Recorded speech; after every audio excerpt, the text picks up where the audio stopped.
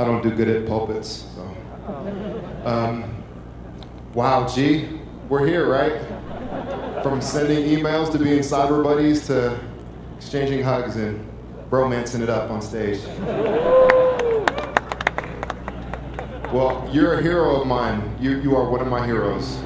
I've been fortunate enough to be on a tour the last month, speaking at Visa and speaking at Procter & Gamble and Johnson & Johnson, and everyone asks me, who is one of your heroes? And I say Greg Louganis is one of my heroes.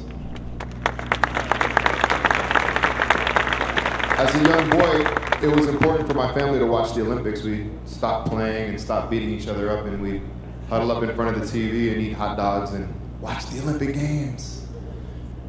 And I watched Greg. I was a little boy, and I don't remember how old I was, maybe 11 or 12 years old, and he was diving on the platform and hit his head. And I was like, oh my God, what's he gonna do? Is he gonna come back? Shit, yeah, he's gonna come back, he's gonna win the gold. So that was the first time I saw him, and then later I saw him on Oprah, and ever since then I thought he was amazing, and just perseverance and fortitude and courage and strength, and when other people are broken, he rises. It's important for me to be an ally so I can support the kids that break, so I can be there, so I can have their backs. Silence is consent, so when I see something tragic going on in the LGBT community, I will not be silent. If I have to, I will bully the bullies.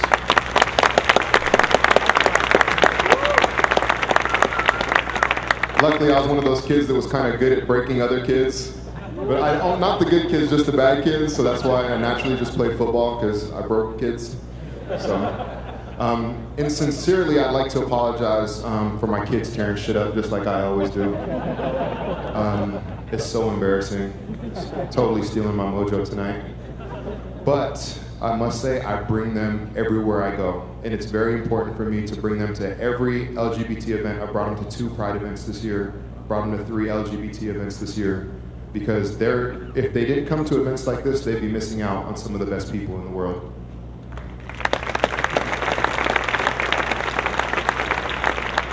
So bear with us, I apologize, but we're gonna continue to go to LGBT events and tear shit up, and I promise you, the best thing that I ever heard, my daughter came home from school one day, and she said, you know, Daddy, hi Anaya, she said, Daddy, some of my classmates were really shocked because one of my friends has 2 mommies.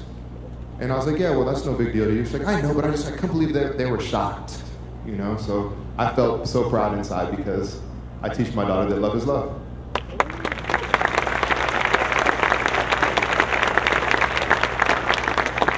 And I didn't prepare a speech tonight, but damn, I'm feeling it.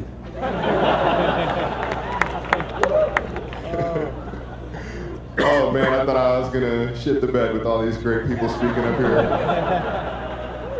But I'm doing okay, so far. And Lance, your suit looks amazing, man. I need to find your tailor, because your ass looks great in those pants. He keeps trying to pull his pants down. He's got a nice ass, it's all right. And with that being said, no, I'm getting serious. A lot of my colleagues in professional sports, they make weird comments, and if I give Lance a compliment, that's okay. I don't need to say no homo, because I don't need to profess to the world that I'm heterosexual, and I'm okay with that. So I'm going and I'm trying to teach young men, especially African American men and athletes, that's not okay. You're hurting people's feelings when you say things like that. And they have no idea. It's the first time they hear it. I'm saying no homo, but that's wrong. And they can't even, they have no idea of the concept that they're hurting people's feelings. So it's the first time that someone has approached them and said, you can't say these things. Or when you replace dumb with gay, that's wrong. And like I told you, silence is consent. I'm not having it. So I talk and I tweet and I do as much as I can to try to change culture and try to change society, but I think the biggest role model of them all is government. And if government is setting a bad example, if you can still be fired in 38 states for being a part of the LGBT community, then you can't be too upset with my colleagues, because we're looking up to the government and they're firing our brothers, sisters, mothers, friends, cousins because they're a part of the LGBT community. So it's so important that we continue, like LAMBDA Legal, to set the precedence 40 years ago in fighting for LGBT rights. It's just amazing. I'm not done yet, but I do want to thank LAMBDA Legal for having me. I'm extremely honored, and you guys are doing a great job. Amazing, amazing job.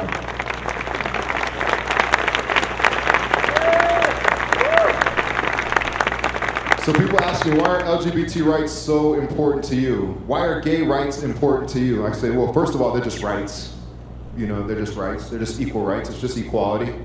But I'll tell you why. My dad is as dark as coffee, and my mother here, she's as white as cream. Hi, Mom, I love you. And luckily for myself, you can clap for my mom. Go ahead, give it up for Mom. And luckily for myself, I came out this beautiful caramel macchiato complexion. Yeah. Woo! Thanks, Mama.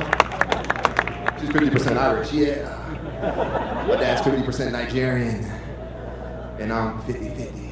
But so back to being serious. I had a speaking engagement earlier today at UCLA, and that didn't go so well. So I guess I'm saving it all for you guys. I wrote it out. I wrote a speech. It was 10 minutes. I wrote it out. It was terrible.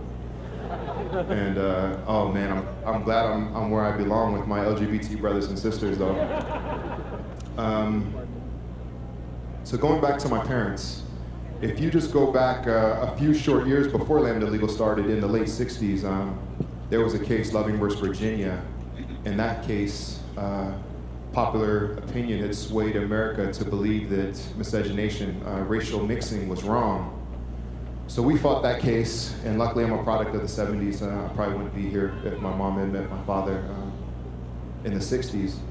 But we fought that case and we won. And now today, we're fighting the exact same case. We're fighting for love.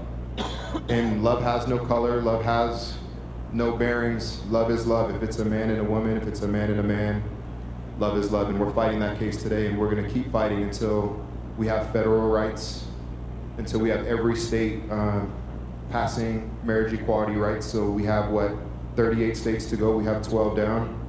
So with LAMBDA Legal, we're going to continue to fight, and we're going to continue to make progress. And eventually, at the end of the day, love is always going to win the game. So keep up the good work, guys. Thank you for having me, and it's an extreme honor.